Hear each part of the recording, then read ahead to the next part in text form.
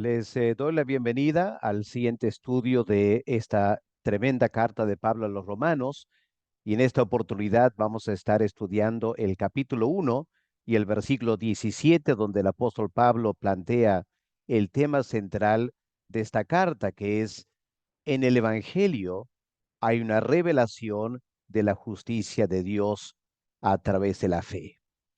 Vamos a orar y pedir a Dios que nos dé entendimiento espiritual de un tema tan importante para nosotros como evangélicos. Padre, gracias por este tiempo de estudiar tu palabra, reconociendo nuestras debilidades humanas. Pedimos tu ayuda, Señor. Danos entendimiento, prepara nuestras mentes para el estudio en la siguiente hora. En el nombre del Señor Jesús te lo pedimos. Amén. Bien, vamos a compartir la pantalla para poder seguir el estudio en esta oportunidad. Pueden ver aquí entonces el texto por delante, Romanos capítulo 1 y el versículo 17. Les invito a tener sus Biblias abiertas para poder seguir el estudio y también todos los versículos bíblicos que vamos a estar citando que será necesario para entender este texto. El apóstol Pablo dice lo siguiente en versículo 17. Porque en el Evangelio la justicia de Dios se revela por fe y para fe, como está escrito, mas el justo por la fe vivirá.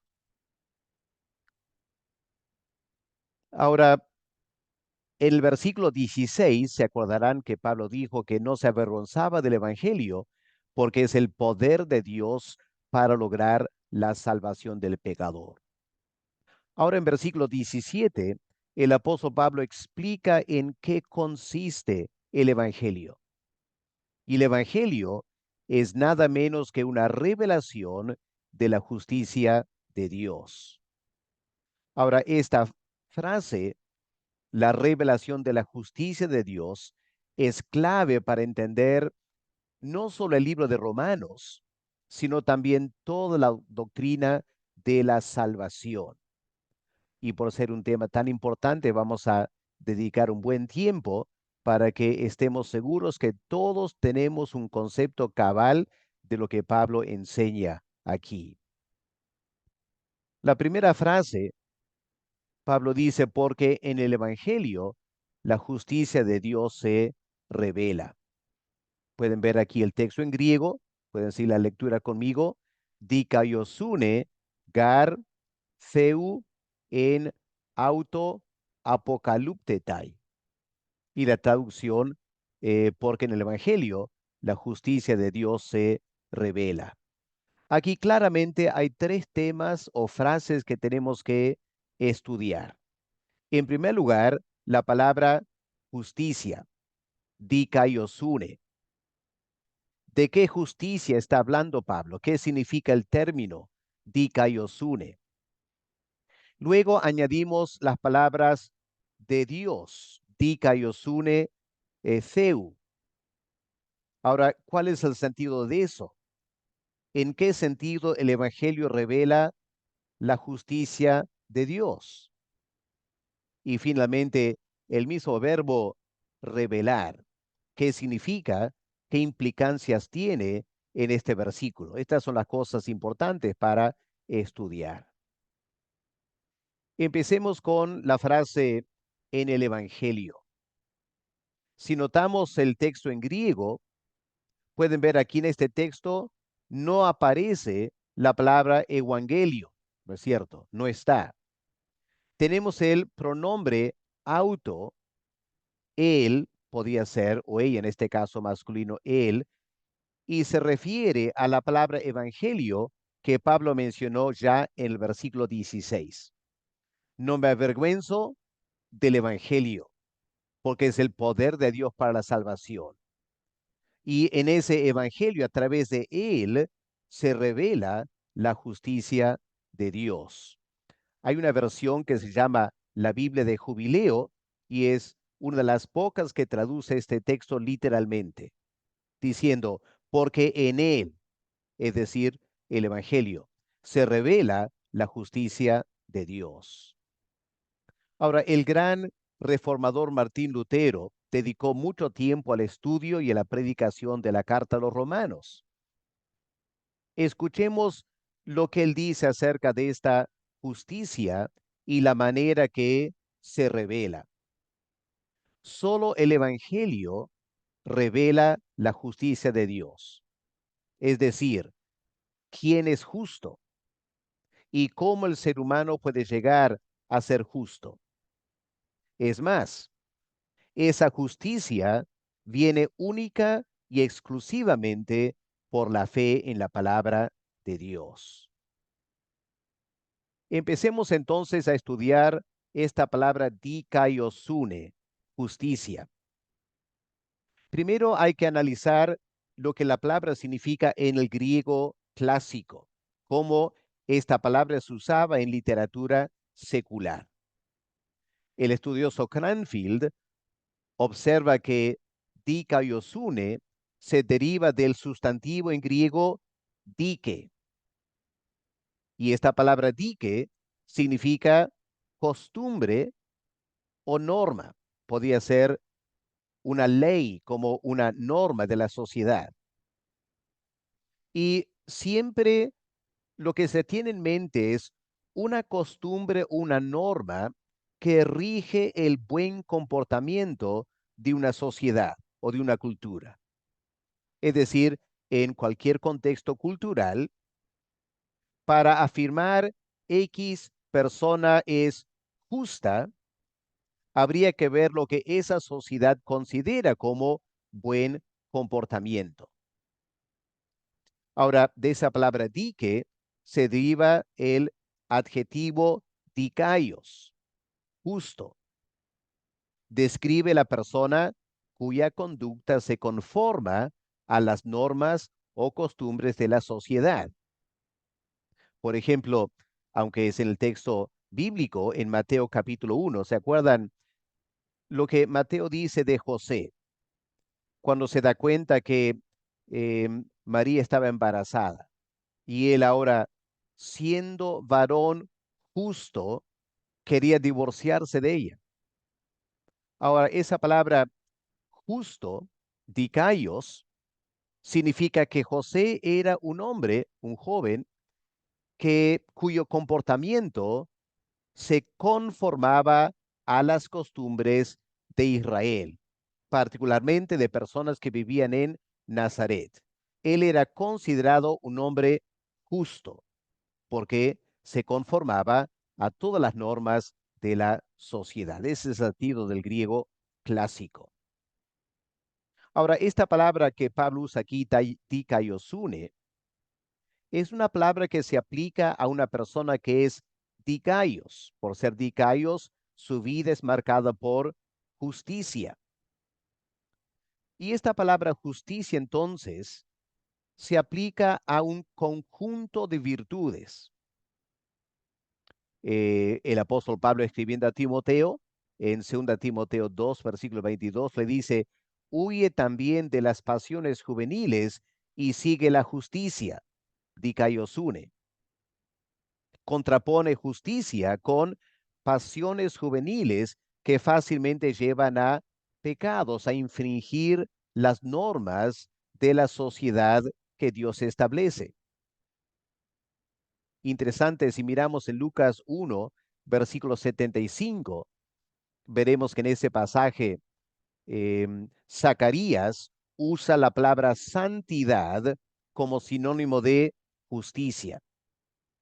Es decir, en ese pasaje, en griego, la justicia de Dios equivale a la santidad de Dios, el sentido de la ética, la moral de Dios.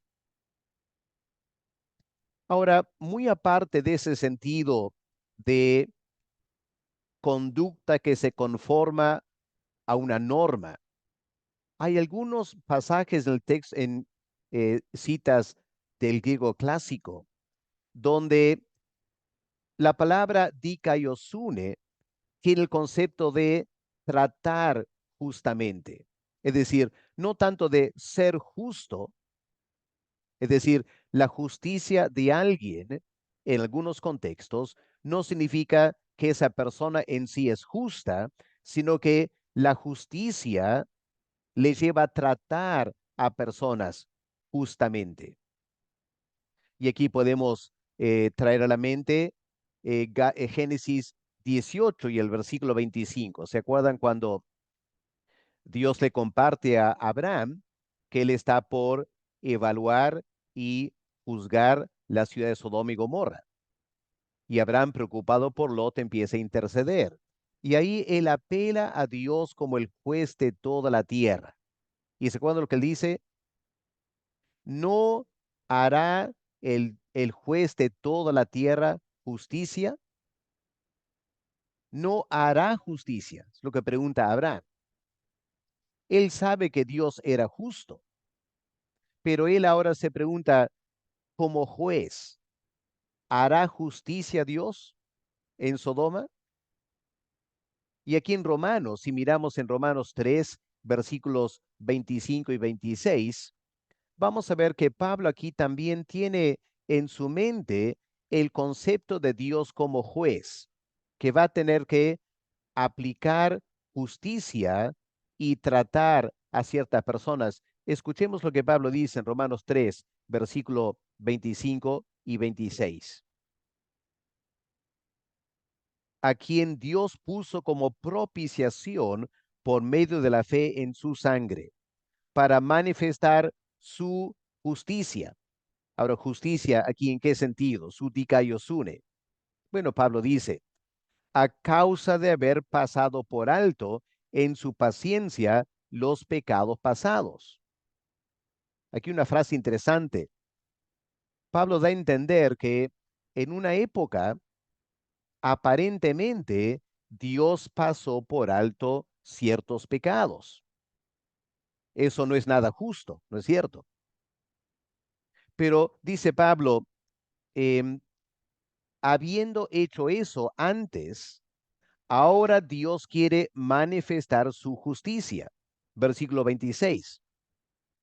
Con la mira de manifestar en este tiempo su justicia, es decir, tratar correctamente al pecador, a fin de que él sea el justo y el que justifica al que es de la fe en Cristo. Así que claramente aquí Pablo está usando también el concepto de la justicia de Dios en el sentido muy específico de cómo trata a otras personas. Eso es el griego clásico. Y el Nuevo Testamento a veces usa esta palabra dentro del marco referencial del sentido del griego clásico. Pero ahora hay que pasar a la Septuaginta, es decir, la traducción del Antiguo Testamento al idioma griego. Porque en realidad la carta de Pablo a los romanos y el vocabulario que él usa debe ser interpretado mucho más a la luz de la Septuaginta que del griego clásico, porque Pablo constantemente estudiaba el Antiguo Testamento en griego. Su mente estaba formada por el uso del griego en la Septuaginta. Ahora, cuando vamos a la Septuaginta, encontramos que esta palabra dikaiosune, justicia, traduce la raíz verbal en hebreo SDK, sedek. Ahora, el sustantivo sedek también tiene este sentido de conformidad a una regla, al igual que en el griego clásico. La diferencia en el Antiguo Testamento es que esta palabra por lo general se refiere a una norma legal muy particular, la ley de Dios en el Antiguo Testamento. Así que para el Antiguo Testamento, para la Septuaginta, la justicia de alguien se define por si obedece o no obedece la ley de Dios. Por lo tanto, el adjetivo justo, sadik en hebreo, señala una persona cuya conducta es caracterizada por sedek, porque se conduce conforme al pacto entre Dios e Israel y la ley de ese pacto. Así que en el Antiguo Testamento, la palabra dikaiosune traduce este término, conjunto de términos que tiene que ver con la ley de Dios y la vida dentro del pacto entre Dios e Israel. Ahora, al igual que en el griego clásico, en la Septuaginta, dikaiosune a veces puede tener el sentido de declarar justo. No solo ser justo, sino declarar justo. Por ejemplo, vamos al Salmo 32. Muy interesante lo que notamos aquí acerca de este término en el uso en el Antiguo Testamento. Y vamos a ver que el Salmo 32 es muy importante para Pablo porque lo va a citar en Romanos capítulo 4. Miren lo que leemos en Salmo 32, el versículo 11.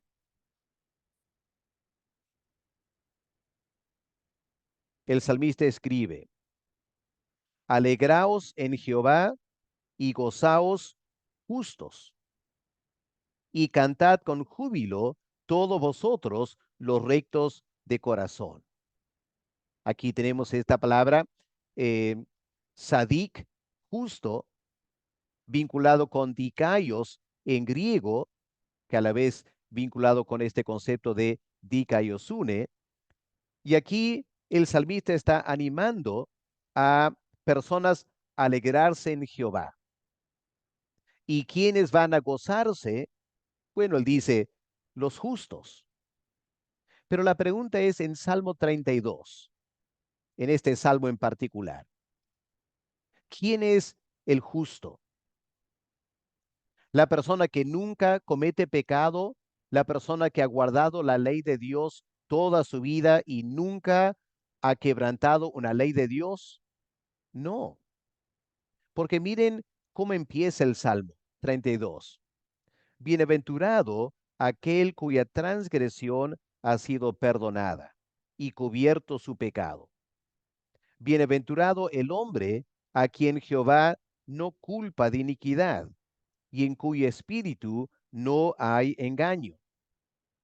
Así que claramente el salmista tiene delante de él en mente una persona que a veces transgredía la ley de Dios, pero que habiéndolo hecho, logró ser perdonado por Dios y su pecado fue expiado. Ahora miren versículo 5.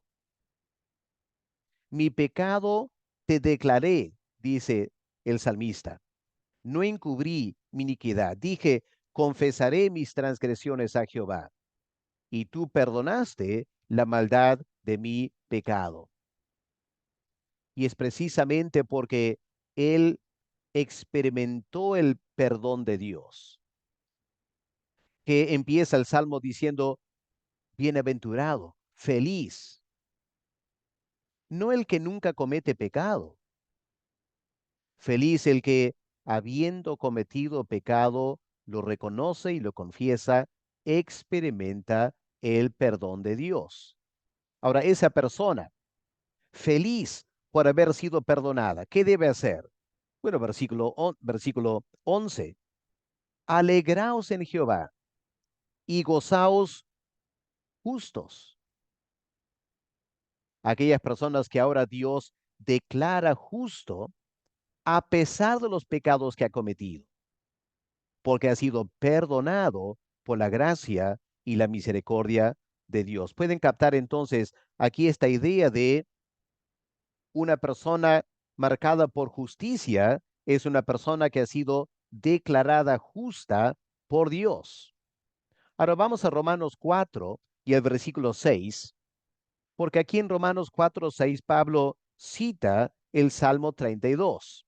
Y noten lo que Pablo dice, cómo Pablo interpreta ese salmo. Como también David habla de la bienaventuranza del hombre a quien Dios atribuye justicia. Noten, atribuye justicia sin obras. Así que claramente en el Antiguo Testamento, este concepto tzedek, justicia o justo, se podría aplicar a una persona que era justa en sí misma porque guardaba la ley de Dios. Pero en algunos contextos, la palabra puede tener el sentido de ser declarado justo porque ha confesado su pecado y ha recibido el perdón de Dios. Así que mientras vamos manejando en nuestras mentes el concepto de la palabra dikaiosune, ahora vamos a colocarlo en la frase dikaiosune theu, la justicia de Dios, porque es lo que Pablo afirma en Romanos 1:17. En el Evangelio hay una justicia que se revela. No es cualquier justicia, menos una justicia humana. No, es una justicia divina, la justicia de Dios. Ahora, esta frase es muy importante con relación a la doctrina de la salvación, como podemos notar en Romanos 3, versículos 21 y 22, que vamos a estudiar mucho más adelante. Pero leamos estos dos versículos.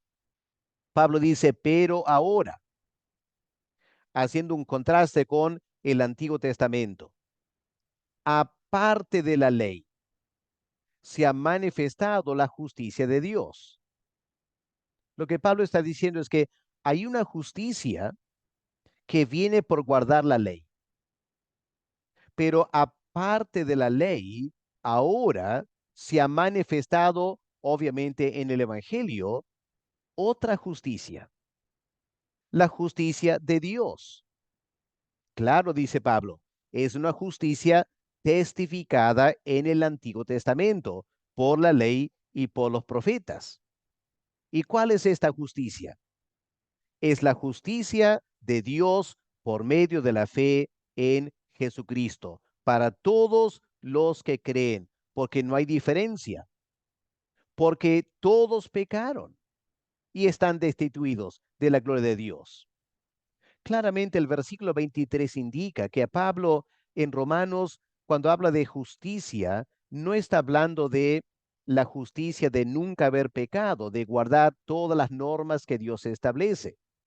No, es una justicia que viene por medio de la fe en Jesucristo.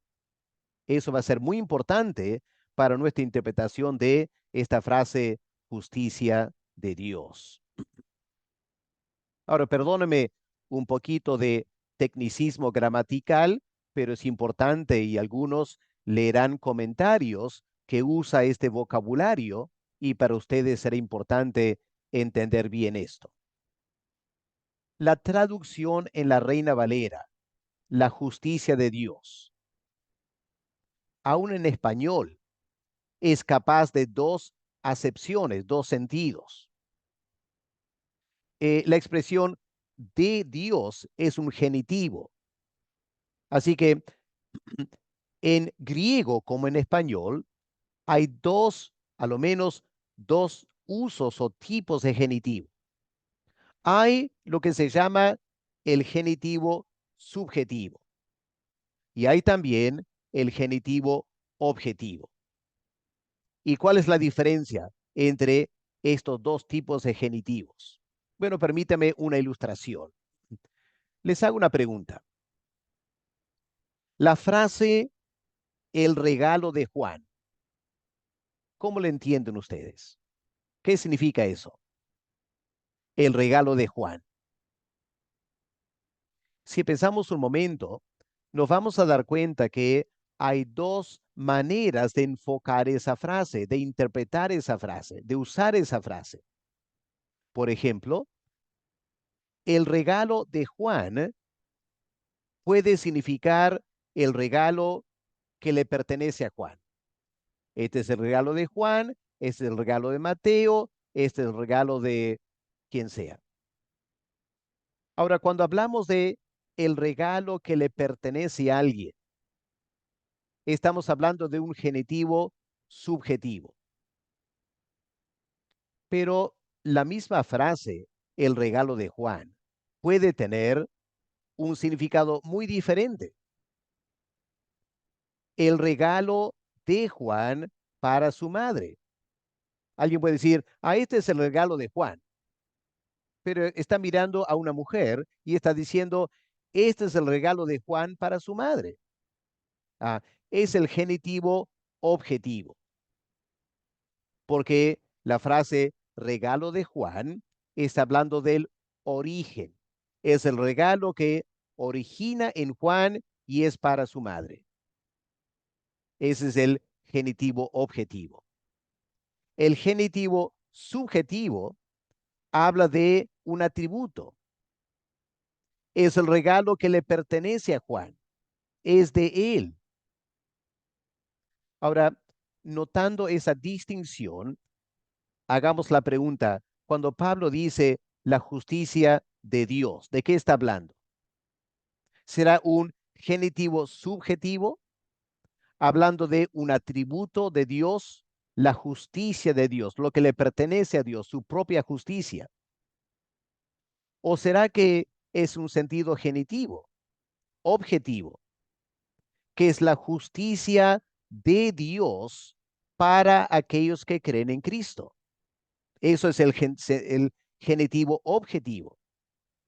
Y tenemos que tratar de discernir qué es lo que Pablo tenía en mente cuando dice, a través del Evangelio hay una revelación de la justicia de Dios. La verdad es que Pablo usa esta frase en ambos sentidos. A veces, Pablo habla de la justicia de Dios como un atributo suyo. Romanos 3, versículo 5. Leemos aquí, y si nuestra injusticia hace resaltar la justicia de Dios. Noten ese contraste. Nuestra justicia hace resaltar la justicia de Dios. Bueno, nuestra injusticia claramente es un atributo del pecador, injusticia. Y por lo tanto, cuando Pablo dice hace resaltar la justicia de Dios, se está diciendo hay algo en nosotros, nuestros pecados, que hacen resaltar, dejar ver con mayor claridad este atributo de Dios, la justicia de Dios. Y pueden mirar Romanos 3, versículo 25-26, donde Pablo continúa usando ese sentido subjetivo de la justicia de Dios como un atributo suyo. Pero hay otras ocasiones en la que la frase justicia de Dios claramente se refiere a la justicia que Dios otorga al pecador. Y es en esa manera que el ser humano llega a ser salvo, porque obtiene la justicia de Dios, viene a ser suya, porque Dios la ha regalado. Como el regalo de Juan viene a pertenecer a su madre cuando le entrega el regalo. Antes, Juan tenía el regalo. Ahora, la mamá tiene el regalo. Es el regalo de Juan para la madre. Aplicando a la salvación, Cristo es la justicia de Dios. Nosotros, pecadores. Pero Pablo podía estar diciendo, el Evangelio revela la manera en que la justicia de Dios puede ser otorgada al pecador. Es la justicia que viene de Dios para el pecador. Y eso claramente es lo que Pablo dice en Romanos 5, versículo 17. Pues si por la transgresión de uno solo reinó la muerte, mucho más reinarán en vida por uno solo Jesucristo los que reciben la abundancia de la gracia y del don de la justicia, el regalo de la justicia de Dios. Así que claramente en Romanos, Pablo usa esta frase justicia de Dios en dos sentidos.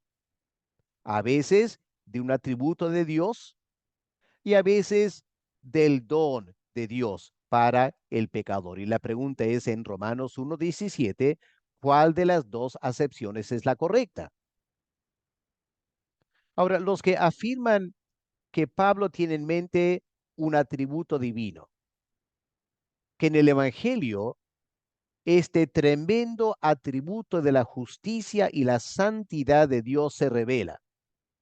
Bueno, lo que hacen es señalar el contexto, porque en Romanos 1, versículo 16, Pablo ya usó un genitivo subjetivo. Pablo dice, no me avergüenzo del Evangelio porque es el poder de Dios para salvación. Claramente ahí, poder de Dios es un atributo. No es que Dios concede al pecador su poder, no, es el poder de Dios como un atributo suyo para salvar al pecador. Genitivo subjetivo. En versículo 18, lo mismo. Pablo dice, porque la ira de Dios se revela desde el cielo contra todo pecado. Y claramente ahí la palabra ira significa un atributo de Dios. La ira de Dios, genitivo subjetivo. Así que un primer argumento a favor de esa interpretación de Romanos 1:17 es simplemente lo que Pablo dice antes y después, usando genitivos que apuntan a atributos de Dios. Otro argumento es mirar el Salmo 98. Ahora, algunas personas dicen que al escribir el versículo 17 de Romanos 1, Pablo tenía en mente, o los versículos 16 y 17, Pablo tenía en mente Salmo 98, versículo 2. Miren lo que dice la Reina Valera. Jehová ha hecho notoria su salvación a vista de las naciones, ha descubierto su justicia. Ahora, cuando miramos en la Septuaginta, la traducción del hebreo del Salmo 98 al griego, resulta que hay frases casi idénticas con el vocabulario de Pablo en Romanos 1, 16 y 17. Por ejemplo, en Salmo 98, versículo 2, habla de to soterion auto, esta frase aquí, to soterion auto, su salvación, Romanos 1, 16. Aquí también habla de se manifiesta o de, a vista de las naciones se ha descubierto. Y ahí está la palabra apecalupsen, que está en versículo 17 de Romanos 1, el Evangelio revela la justicia de Dios. Y en tercer lugar, hay esta frase en la Septuaginta de Salmo 98, versículo 2, ten dikaiosunen auto, su justicia. Ahora, a la luz de esos paralelos verbales con Romanos 1, 16 y 17, hay que mirar el versículo 3, Salmo 98, versículo 3, que dice, se ha acordado de su misericordia y de su verdad para con la casa de Israel. Así que, ¿qué tenemos ahí? ¿Qué es misericordia? Es un atributo de Dios. ¿Qué es su verdad? Un atributo de Dios. Entonces, cuando al fin del versículo 2 del Salmo 98, el salmista habla de su justicia, claramente es un atributo de Dios. Su justicia, su misericordia, su bondad, su verdad. Así que el Salmo 98 confirmaría que en Romanos 1:17 Pablo usa la frase justicia de Dios en un sentido genitivo subjetivo, un atributo de Dios. Pero en los comentarios van a encontrar, los comentaristas van a encontrar que otros no están de acuerdo. Insisten que aquí no es un genitivo subjetivo, no es un atributo de Dios, sino más bien es un genitivo objetivo, un don de justicia que Dios va a dar a otras personas. Ahora, los que defienden esa segunda interpretación apuntan a varios pasajes en los escritos de Pablo, donde claramente hay el concepto de la justicia de Dios que él otorga al pecador. Por ejemplo, empezando con Romanos 10 y el versículo 3, que leemos aquí. Romanos 10, versículo 3. Porque ignorando la justicia de Dios y procurando establecer la suya propia, no se han sujetado a la justicia de Dios. Pablo está hablando de dos formas, aparentemente, de ser declarados justos. Hay una justicia de Dios y hay una justicia propia. Y lo que Pablo dice es que los judíos, no queriendo someterse a la justicia de Dios como un regalo para ellos, por fe, quieren obrar su propia justicia guardando la ley. Así que personas dicen, no, aquí en Romanos, la idea de Pablo es la justicia de Dios como un regalo para salvar al pecador. Podemos mirar también Filipenses, el capítulo 3 y el versículo 9, donde Pablo da su testimonio, ¿no es cierto? Y en versículo 9, el apóstol Pablo dice, y ser hallado en él, no teniendo mi propia justicia, que es por la ley, sino la justicia que es por la fe de Cristo, la justicia que es de Dios por la fe. Claramente, esta justicia que es de Dios, no está hablando Pablo de un atributo, sino está hablando de algo que Dios está dispuesto a dar al pecador. Su propia justicia origina en Dios y es para otra persona. Y en 1 Corintios 1, el versículo 30, el apóstol Pablo dice que Cristo ha sido hecho para nosotros justicia. Así que personas argumentan de que en Romanos 1:17 la frase el Evangelio revela la justicia de Dios, hay que tomarlo en este sentido de un genitivo objetivo. Como ya he citado, Romanos 5:17 habla del don de la justicia.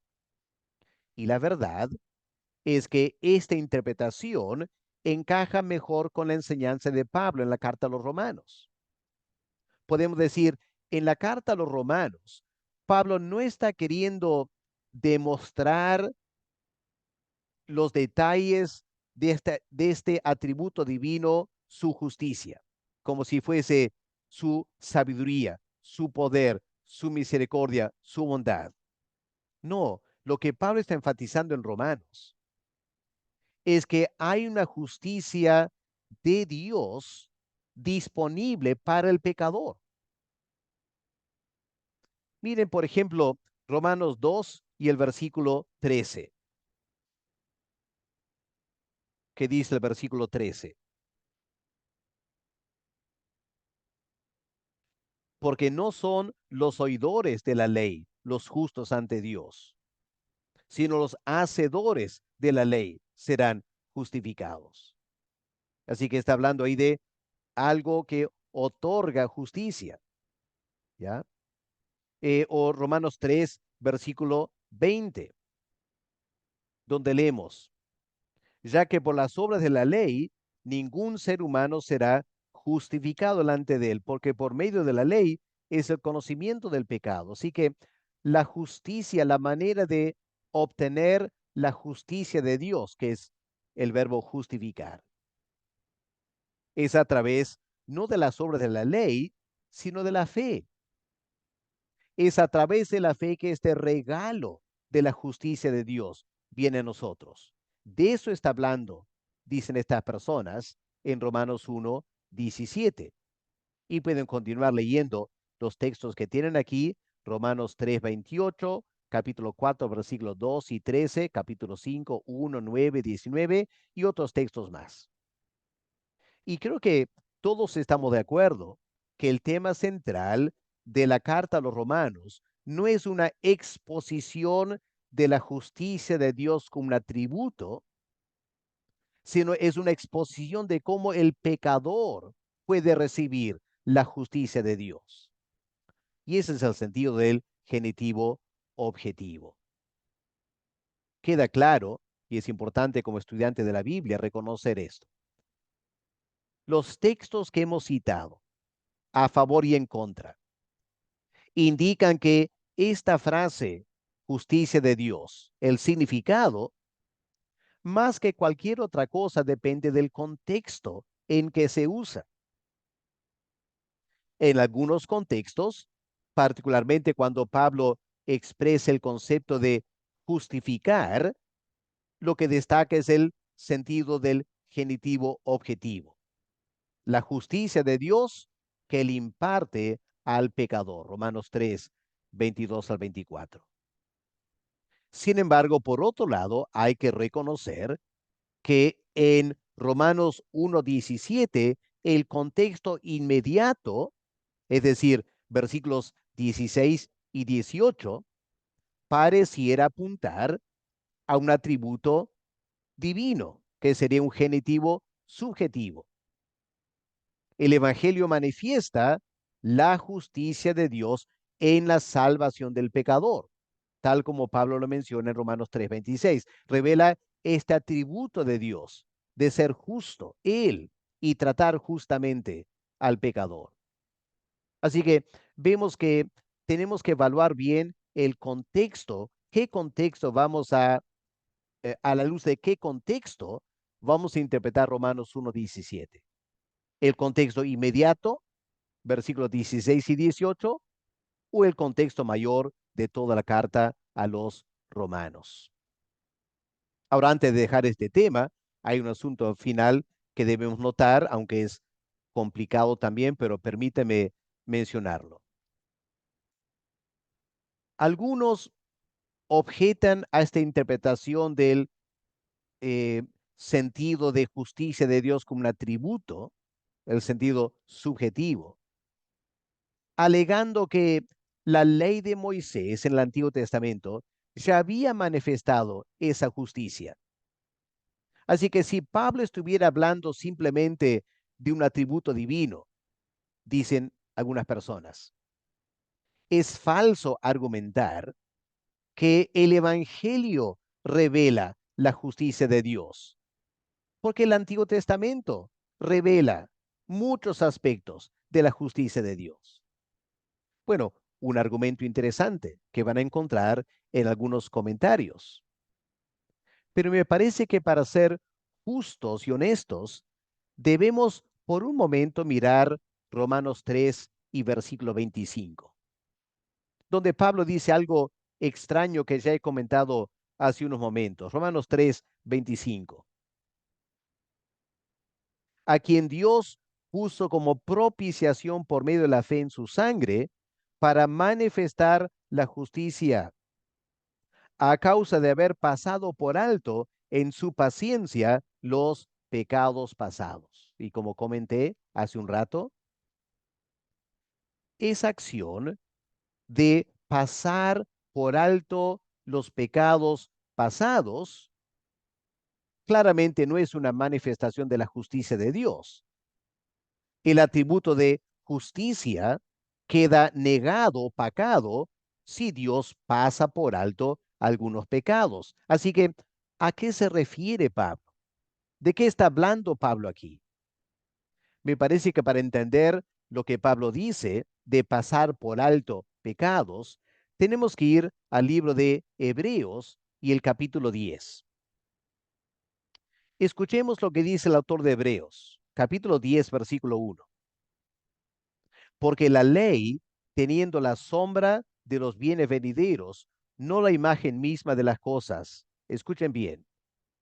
Nunca puede, jamás podrá, por los mismos sacrificios que se ofrecen continuamente cada año, jamás podrán hacer perfectos a aquellos que acercan. Así que contundentemente dice, todos los sacrificios del Antiguo Testamento, inútil. Inútil para hacer perfecto, santo, justo al pecador. Y la pregunta es, ¿por qué no? La respuesta está en versículo 4. Porque la sangre de los toros y de los machos cabríos no puede quitar el pecado. Ahora sí, en el Antiguo Testamento, la ley de Dios de los sacrificios, resulta que no podía tratar con el pecado. La pregunta es, cuando un pecador como David ofrecía un sacrificio de un animal y luego pretendía acercarse a Dios y hablar con Dios, y la verdad es que sabemos que Dios escuchó a David y David tuvo comunión con Dios después de haber pecado, y esa comunión se basó en estos sacrificios. Pero si los sacrificios no podían tratar el pecado, la pregunta es, ¿fue justo Dios en volver a hablar con David simplemente porque ofreció sacrificios? ¿Acaso David no seguía en sus pecados? Porque los sacrificios no podían quitar el pecado. Y otra pregunta, un poco más radical quizá. Cuando David murió, ¿a dónde fue? A la presencia de Dios, ¿no es cierto? David afirma, Salmo 16, en tu presencia hay plenitud de gozo, delicias para siempre en tu presencia. David tenía toda la esperanza de estar en la presencia de Dios cuando murió. Y la Biblia tiene varios pasajes que indican que los creyentes del Antiguo Testamento, cuando murieron, fueron a la presencia de Dios. Pero estando en el cielo, ¿se imaginan lo que Satanás, el acusador, diría a Dios de David y Abraham y Moisés en el cielo? Satanás acusaría, ¿no es cierto? Diciendo, no deben estar aquí en el cielo. Son pecadores. Y lo único que han hecho para pedir perdón es sacrificar animales, derramar sangre. Y Satanás diría a Dios, sabemos muy bien, esa sangre no puede quitar el pecado. No es justo que estas personas estén en tu presencia. A eso se refiere Pablo cuando dice en Romanos 3:25, para manifestar su justicia habiendo pasado por alto los pecados pasados. Cuando Cristo murió y resucitó en el cielo, Él lleva su sangre, como leemos en Apocalipsis, el capítulo 12, y los santos del Antiguo Testamento vencieron a Satanás y sus acusaciones a través de la sangre de Cristo. Ahora, si entendemos todo ese panorama, hay que preguntarse, ¿la ley del Antiguo Testamento revelaba toda la justicia de Dios? No. El Evangelio revela la totalidad de la justicia de Dios. Y eso bien podría ser lo que Pablo está diciendo en Romanos 1:17. Y lo explica en Romanos 3:25 y 26. Así que frente a la objeción de que Pablo no puede estar hablando de un atributo divino, porque esa justicia ya fue revelada en el Antiguo Testamento, uno puede argumentar, no, la plena revelación de la justicia de Dios recién viene en el Evangelio del Señor Jesucristo. Aquí es interesante citar las palabras de Roberto Haldane. Pablo no dice que fue solo bajo el Evangelio que se comenzó a manifestar la justicia de Dios, o que dicha justicia no era conocida en absoluto bajo la dispensación mosaica. Por el contrario, está a punto de mostrar que el profeta Habacuc, que vamos a ver, Pablo cita en Romanos 1:17, el profeta Habacuc se había referido a esta justicia. Y en el cuarto capítulo de Romanos, prueba que Abraham fue justificado por la imputación de esta misma justicia. Así que lo que dice aquí en Romanos 1:17 es que la revelación plena y perfecta de esta justicia fue hecha por el Evangelio, en el cual se testifica que por fin esta justicia ha sido introducida, como está prometido en Daniel, el capítulo 9 y el versículo 24. Sería interesante mirar un momento Daniel 9:24, interrumpir la lectura de esta cita. Para los que no estamos familiarizados con Daniel 9:24, la profecía de las 70 semanas, Dios dice: 70 semanas están determinadas sobre tu pueblo y sobre la santa ciudad, para terminar la prevaricación, poner fin al pecado, expiar la iniquidad y para introducir la justicia perdurable. Y según Roberto Haldane, Pablo está diciendo que por fin, a través del Evangelio de Cristo, Dios ha introducido toda su justicia a plena, a la vista de toda la raza humana. Ahora, mirando hacia adelante a la revelación de esta justicia, el profeta Isaías escribe lo siguiente: así dice el Señor, guardad el juicio y haced justicia, porque mi salvación está próxima a venir, mi justicia a ser revelada. Y el uso del verbo el futuro, de mi salvación está por venir, mi justicia a ser revelada, está apuntando a algo en el futuro. Por lo tanto, no se dio en la ley del Antiguo Testamento, esperaba el Evangelio del Nuevo Testamento. Y el profeta Isaías anunció así en su tiempo que estaba próxima a revelarse la justicia de Dios, este atributo de justicia. Y el apóstol ahora afirma que ya se ha revelado en el Evangelio de Dios. Por eso, recordemos lo que el apóstol Juan escribe en Juan 1, versículo 17, haciendo un contraste entre la ley y el Evangelio. Pues la ley por medio de Moisés fue dada. Pero algo mucho mejor, la gracia, la verdad, si se quiere, la plena revelación de la justicia de Dios, vino o vinieron por medio de Jesucristo. De esa manera, el Evangelio resalta la justicia de Dios en el sentido subjetivo, como una plena manifestación de este atributo de Dios. Pero, sin embargo, como Pablo va a afirmar posteriormente, esa justicia de Dios como atributo se manifiesta en la imputación de la justicia de Dios al pecador. En otras palabras, quizá hay que tomar ambos genitivos o ambos sentidos del genitivo. Indudablemente hay un aspecto de justicia de Dios como atributo en la carta a los Romanos, pero también hay una justicia de Dios como regalo en la carta a los Romanos.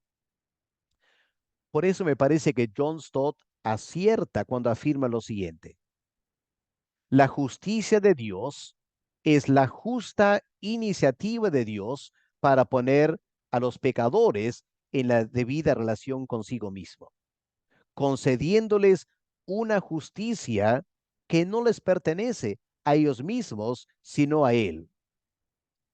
Obviamente, si es una justicia que no les pertenece, sino pertenece a Cristo, es un atributo divino, una justicia de Dios, que le pertenece a Dios. Pero Stott observa que lo que el Evangelio muestra es cómo Dios puede conceder al pecador esa justicia para poder relacionarse con él. Y por lo tanto, es un regalo, es un don de la justicia de Dios al pecador. Así que a veces los comentaristas debaten mucho y pelean por cosas que ambas podrían ser ciertas dependiendo cómo lo enfocamos. Pero cuán importante es aprender a estudiar en detalle la palabra de Dios, porque empezamos a percibir la riqueza y la complejidad aún del vocabulario y los conceptos que tenemos que aprender a manejar. Ahora, antes de terminar esta frase y parar este video porque va a ser muy larga para continuar, permítame reconocer con tristeza que hoy en día hay una corriente en el mundo evangélico que simplemente cuestiona este concepto de la imputación de la justicia de Dios. Hay ahora comentaristas que se llaman evangélicos, que abiertamente dicen, no, este concepto de que Dios puede dar al pecador y tratarlo como justo es una ficción teológica, es una ficción legal. Simplemente no es cierto. Inventada, dicen ellos, por pensadores cristianos que por una razón u otra han malinterpretado a Pablo. Y estas personas alegan que en el primer siglo los judíos simplemente desconocían el concepto de una justicia imputada. Ahora, para corregir esa tendencia y para darles mayor claridad del tema, voy a citar lo que el autor F. Bruce cita de un documento de los rollos del Qumran.